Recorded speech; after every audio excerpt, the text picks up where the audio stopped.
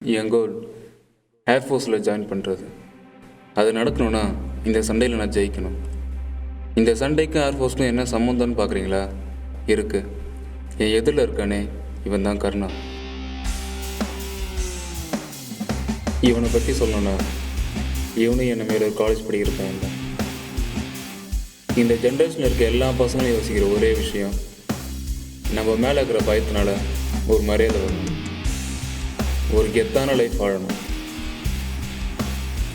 கர்ணாவும் அப்படிதான். இவன் கூட நிறைய பசங்க இருக்காங்க. அதில் முக்கியமானவன் தங்கா. கருணா என்ன சொன்னாலும் அவன் பசங்க கேட்பாங்க. இவன் பேக்ரவுண்ட் பார்த்தா அவன் அண்ணன். ஊரில் கட்ட பஞ்சாயத்து பண்ணுறவங்கள இவரும் ஒருத்தர். இவன் இந்த மாதிரிலாம் பண்ணால் அவங்க அண்ணனுக்கு கூட தெரியாது. கருணாவுக்கு ஒருத்தனை பிடிக்கலனா அது யாராக இருந்தாலும் சரி, அவன் திமிரை அடக்கி அவன் கோவம் தீர்ற வரைக்கும் அடிப்பான். கர்ணாவும் தங்காவும் சின்ன வயசுலேருந்து ஒன்றா தான் இருக்காங்க. கர்ணா போகிற முக்கால் சண்டைக்கு தங்கா தான் காரணம். ஏன் சண்டைக்கும் அவன் தான் காரணம். இவனுக்காக கர்ணா என்ன வேணாலும் செய்வான்.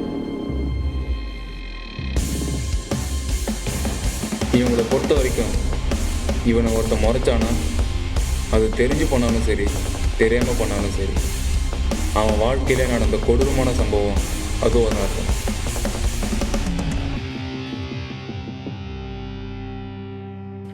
இதானா என் பேர் ஆஷில். நான் இன்ஜினியரிங் படிக்கிறேன். ஆனால் அதெல்லாம் எனக்கு இன்ட்ரெஸ்டே இல்லை. என்னோடய ஆசை எல்லாமே ஏர்ஃபோர்ஸில் ஜாயின் பண்ணுறது.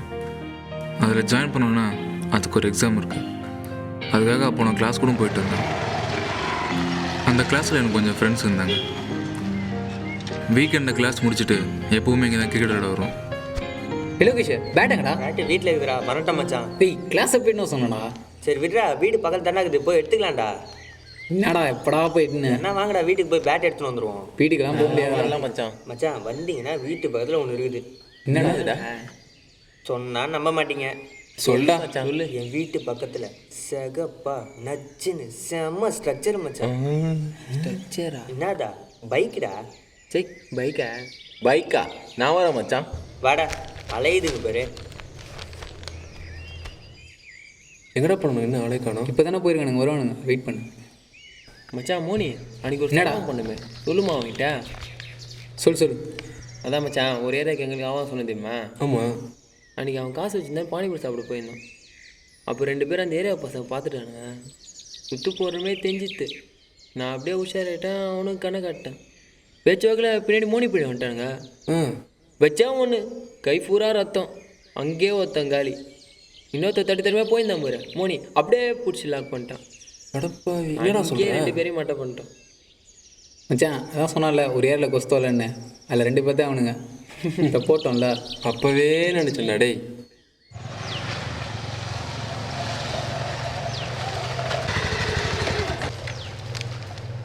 சரி விட்றா. கடுப்பு அடிக்காத மச்சான். என்னடா அவனுங்க? என்னடாச்சு? பேட்டங்க அவன் டேக் கேளு மச்சான். ஒன்றும் இல்லைடா, போகிற இடத்துல ஒருத்த மேலே வண்டியை விட்டேன்டா. அவன் ஏரியாலே வெயிட் ஆனால நான் அவன்கிட்ட சாரி கேட்டு தாஸ்தா பண்ணுகிறேன். இவனுமோ அவன்கிட்டே இருக்கிறான். நான் தானே மச்சான் அவன்கிட்ட சாரி கேட்குறேன். இவனுக்கு என்னடா? அவன் என்னமோ பெரிய ஆள் மாதிரி இவன் போய் பம்பி நிற்கிறான் மச்சான். சாரின்னு நான் அவன்கிட்ட கேட்டேன், என்னப்பா அவனுக்குன்னு. உடனே வந்து நீ யாருன்னு கேட்டான். நான் இங்கே தான் இருப்பேன், உன் ஏரியாவில் தான் இருப்பேன், என்ன பண்ண முடியும் பண்ணு வா அப்படின்னு. உடனே இப்போ வருவான் போல அவன். மச்சான் பிரச்சனை எதோட விடு, அவன் வந்தால் பார்த்துக்கலாம். யாரு? என்ன உனக்கு ஒன்றும் பண்ண முடியாதா? இப்போ என்ன பிரச்சனை பாஸ்? கையெடு. அடி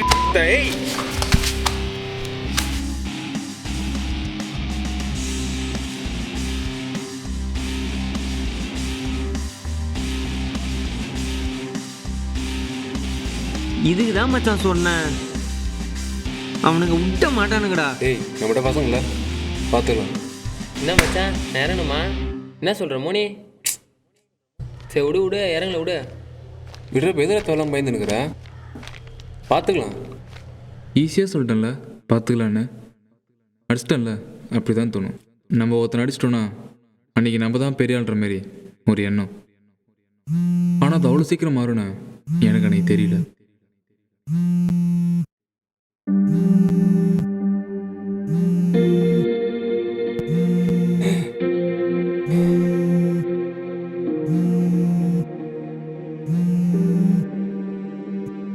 ஹலோ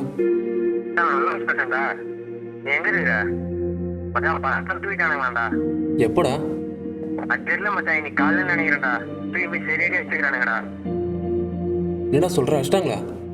மச்சான் நான் அவங்க ஏரியா பையன்டா, என்ன ஒன்றும் பண்ண மாட்டாங்க. அடுத்து எப்படி உன்னை வேணா ஃபோக்கஸ் பண்ணுவாங்க. நீ பார்த்து சேஃபா இரு. சேஃபா இருந்தா அதோட பிரச்சனை நான் பார்த்துறேன்.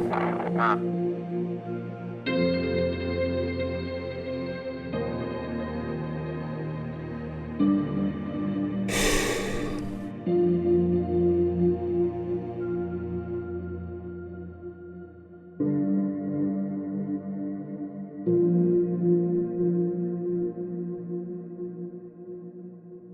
ஒன்றுமே புரியல. மைண்ட் ஏதாவது யோசிச்சது. ஏன்டா இப்படி பண்ண? தேவையில்லாம சே.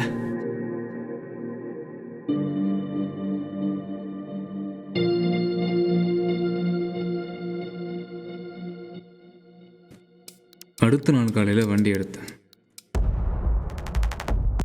எவ்வளோ பேர் கொம்மனாக இருந்தாலும் நம்மளை ஒருத்தன் அடிக்க போகிறோன்னு தெரிஞ்சா உடம்புலாம் நடுங்கும்.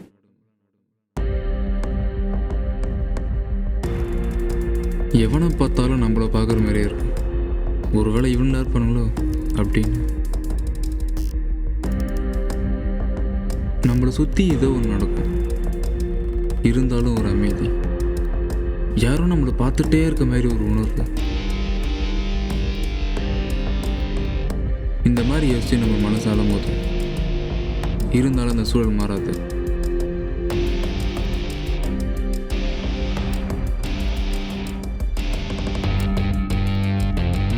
எல்லாத்துக்குமே காரணம் பயம். இப்போ என்ன, ஏன் வந்தாலும் பார்த்துக்கலாம்.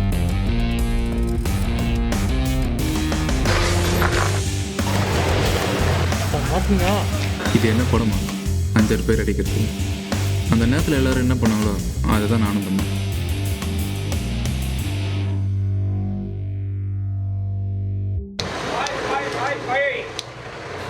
அண்ணா அண்ணா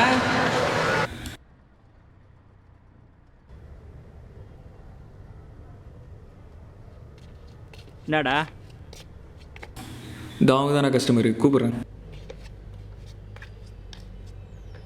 பல்சர் வண்டிங்களா? ஆமாண்ணே. டூமு, சைடு கவர், சைலன்ஸ் எல்லாம் உடஞ்சிருக்கு. ஓகேங்களா? சாதாரணமாக அது விழுந்து உடஞ்ச மாரி இல்லை, யாராவது அடித்து உடச்ச மாரி இது. சரி நீங்கள் மாற்றிருண்ணே, சாயங்காலம் தான் வைக்கிறேன். சரி, ஓகே, பண்ணிடலாம். டேய் என்னடாச்சு? வண்டியை வச்சிட்டாங்கடா, எனக்கு தான் அவ்வளோ. இதுக்கு தான் அப்போவே சொன்னேன். இன்னமும் சொன்னேன் அன்றைக்கி பசங்க இருக்கிறானுங்க பார்த்துக்கலான்னு. இப்போது ஒருத்தவங்க கூட இல்லை மச்சான். ஒருத்தவங்கிட்ட சாரி கேட்டு சமாதானமாக போகிறது கோழைத்தனம் இல்லைடா, அது ஒரு புத்திசாலித்தனம். இவனுங்களாம் இப்படி தான் கடைசி வரைக்கும் நம்மள மாதிரி ஒருத்தனை பிடிச்சின்னு அடிச்சின்னு கற்றுன்னு சுற்றின்னு இருப்பானுங்க. நாம் அப்படி இல்லை. உனக்குன்னு ஒரு கோல் இருக்குது, அதை நீ அச்சீவ் பண்ணணுன்னா கெத்து, வெயிட்டு, திமிரு, இது 3த்தையும் அடைக்கின்னு பொத்தின்னு இருக்கணும். ஒன்றும் இல்லை, சமாதானமாக போயிடலான்னு நினச்சேன்னு வச்சுக்கோ. அவங்க அண்ணன் ஃப்ரெண்டு கூட எனக்கு தெரியும். இன்றைக்கே போய் பேசினா அந்த பிரச்சனையை சால்வ் பண்ணிடலாம். இல்லை முடியாது, அவனு கூட நான் சண்டை போடுவேன், என்னோடய கெத்தை காட்டணும் அப்படின்னு நீ நினச்சேன்னா கடைசி வரைக்கும் உன்னால் உன்னோட கோலை அடையவே முடியாது. என்ன சொல்கிற? இப்படியே பிரச்சனை பண்ணு இங்கேயே சுற்றின்னு இருக்க வேண்டியதான் அவனுங்கள மாதிரி. இதுவும் அவர் வீடு? டேய் இது அவர் ஃபார்ம் ஹவுஸ்ரா, இங்கே தான் இருப்பார் அவர். வா.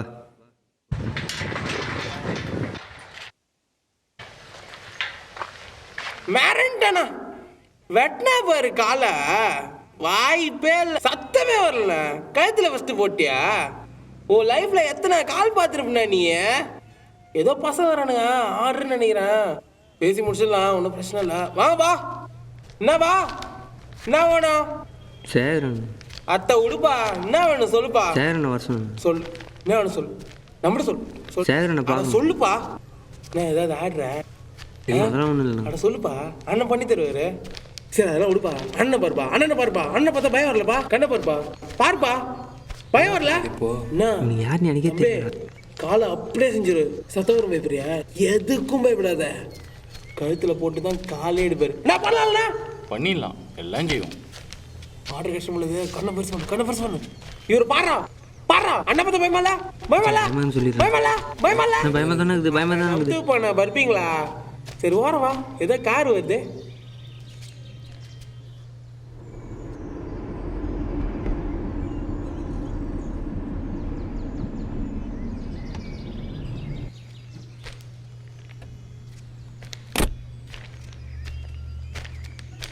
யார் நீங்க?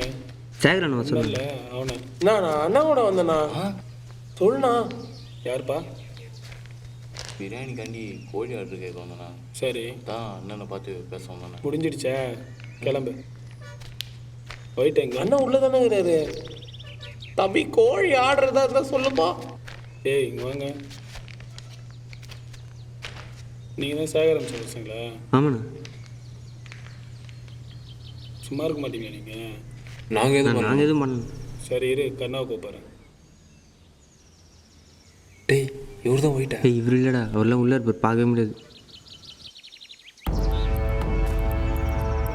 அவ்வளோ சொல்கிறேன், கையெழுத்து போட்டு கொடுத்துக்கிறேன். என் மேலே உனக்கு பயமே இல்லை.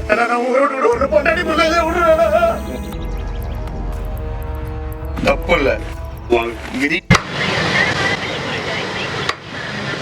சொல்ல ஒர்க்ஷாப் வரைக்கும் போகிறேன், வண்டி விட்டு வந்துடுறேன்.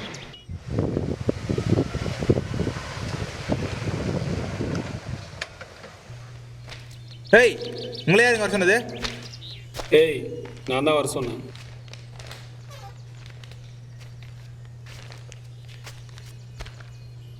போன வாரம் அந்த மாதிரி தான் ஒருத்தன் மண்டையை உடச்சி வச்சுக்கிற. இப்போ ஒரு பிரச்சனை எடுத்துன்னு வந்துக்கிற. இந்த விஷயம்லாம் உங்கள் அண்ணனுக்கு தெரிஞ்சுது, ஒழிச்சிருவான் உன்னை. என்ன படிக்கிற பசங்க தானே நீங்கள்? நான் கெத்து காட்டுறீங்களா?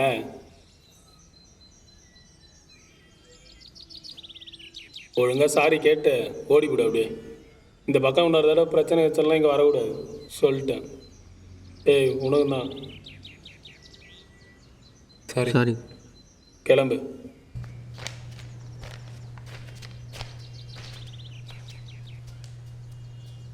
வா. எல்லாம் இப்போ அப்படி தானே தோணும். எனக்கும் தோணுச்சு. நான் ஸ்கூல் படிக்கும்போது என்னை பார்த்து எல்லாம் பயப்படணும்னு நினைப்பேன். ஒரு இடத்துக்கு போனால் கெத்தாக இருக்குன்னு நினைப்பேன். ஆனால் அந்த நிலைக்கு வந்ததுக்கப்புறம் நம்மளை பார்த்து எவனும் போயிட மாட்டான். நம்ம தான் ஒவ்வொருத்தனாக பார்த்து பயப்படணும். உங்கள் அண்ணனை பார்க்குறல்ல, ஒரு நாளாவது வீட்டுக்கு வரானே, அழிஞ்சிடாத. அதுக்கு தான் உன்னை படிக்க வச்சுக்குது. யார் என்ன வேணும் பண்ணலாம், நாங்கள் அப்படியே சும்மா இருக்கணுமா? ஏய் எல்லாம் எனக்கு தெரியும்டா.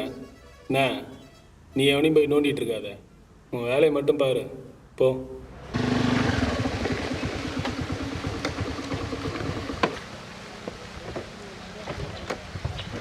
டேய்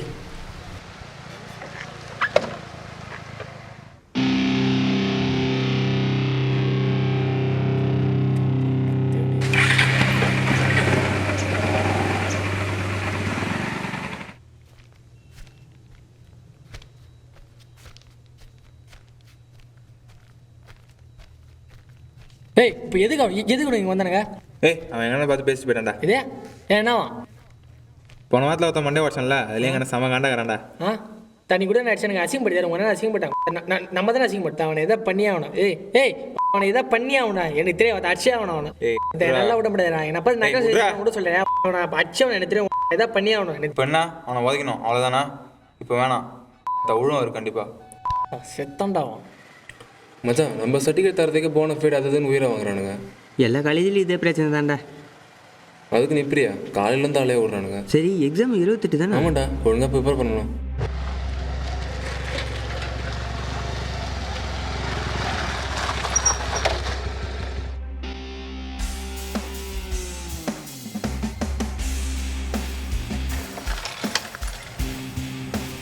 நீயும் பேசாத, நான் பேசிடுறேன். வா.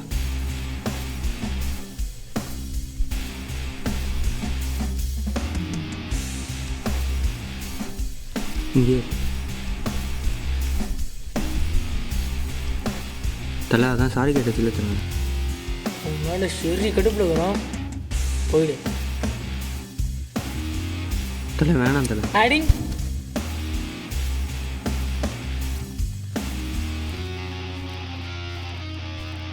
அதான் சாரி சொல்லச்சுல, இனி என்ன பண்ண சொல்கிறீங்க என்ன? என்னை வந்து அடிப்ப, எங்கள் அண்ணன்ட்ட போய் சாரி கேட்ப, உன்னை விட்டுறணும். இப்போ நான் அடிக்கிறேன் எங்கள் அண்ணன்ட்ட பேசி. என்னடா ஒரு மாதிரி தகட்டலாவே பார்த்துன்னு வரியா வண்டி குடி, கழுத்தெல்லாம் பிச்சிருவோம் உனக்கு. நீ பேசினாலாம் சரிப்பட்டு வர மாட்டே. வா, இது தாண்டா ஏரியா கெத்து. காமெடி. தலை விட்டு தலை. தவிரா சாவடா புட்டா. ஏய் உரா உரா கொன்றும்.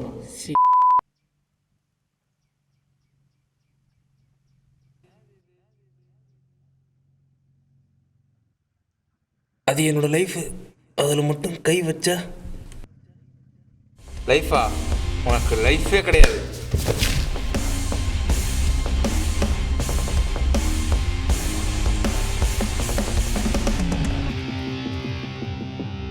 இதோட முடியல, உனக்கு பார்க்குறதெல்லாம் உதவுது. மச்சான் டேய், என்னவோ சொன்னேன், சாரி கேட்டால் விட்டுருவாங்கண்ணே. என்னாச்சுன்னு பார்த்தல, இன்னைக்கு இவன் நடிக்கிறேன்னு சாரி கேட்டு போனால் நாளைக்கு வேற ஒரு கருணை வருவான். இதேமாரி வாழ்க்கை ஃபுல்லாக பயந்துட்டு அந்த பேர் வாழ்க்கையே இல்லைடா. இந்த உலகம் ஆரம்பிச்சிருந்து ஒன்றே ஒன்று தான், இங்கே வழி எது மட்டும்தான் ஜெயிச்சிருக்கு. அவனுக்கு வழி எது நான் ப்ரூவ் பண்ணுறேன். டேய் என்னடா பண்ண போகிற? பாரு.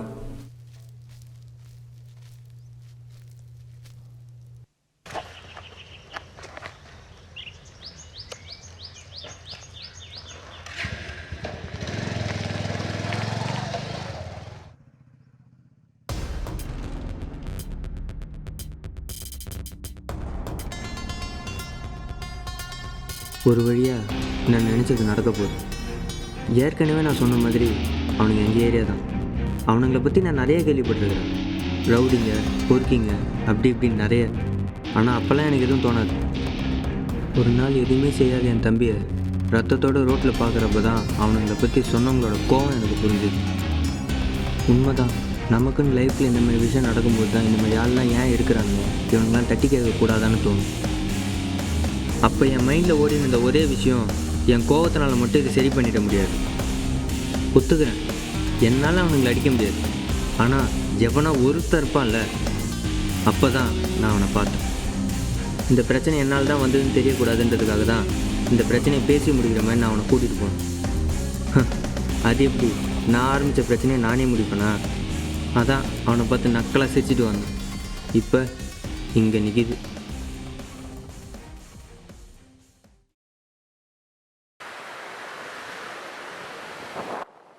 பேசாம ஃபைல் எடுத்துமா? இப்போ எரிக்க தேவையில்ல, எனக்காக ஒரு நாள் வருவார்ல, ஃபைல் வாங்க, அவர் கண்முடியை வச்சு எரிப்போம். என்றைக்கோ ஒரு நாள் இல்லை, வெளியே அந்த பாடி இப்போ வச்சு செய்வோம்.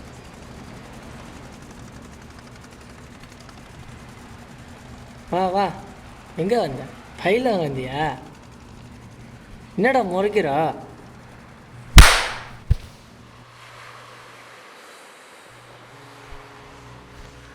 நான் உன்னோட பெரிய ஆளாம் இல்லை, ஒண்டி கொண்டி கூட்டல. நான் மட்டும் தோத்துட்டேன், என் லைஃப் ஃபுல்லாக ஒன்று கிடைக்கும். ஜெயிச்சிட்டேன், என் லைஃப்பில் ஒன்று பார்க்கவே கூடாது. மச்சான், இந்த படத்தில் கடைசியில் கிளைமேக்ஸில் ஹீரோன்னு வில்லனு ஒன்ஸ் கூட ஜெயிப்பாங்களா? இதோ ஹீரோ வந்துக்கிறாரு. இப்போ என்ன உனக்கு சண்டை போடணுமா? வரியா?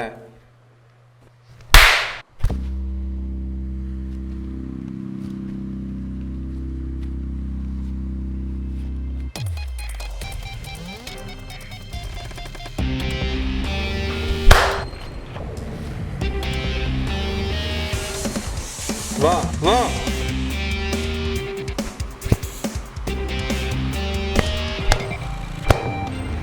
என்னடா பத்தாயிரம் மச்சான்.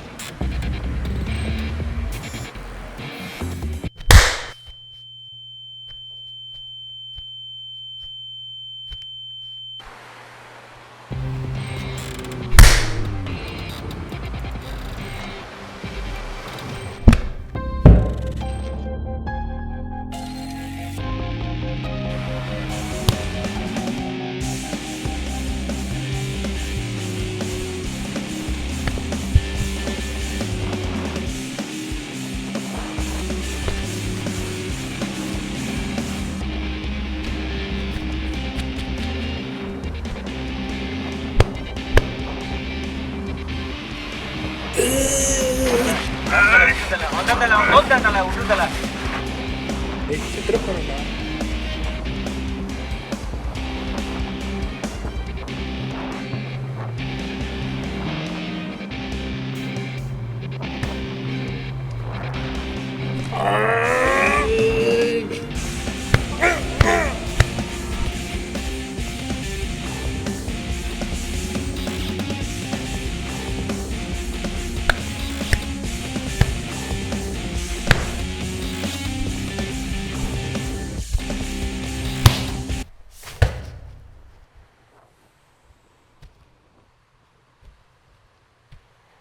இது என் லைஃபு.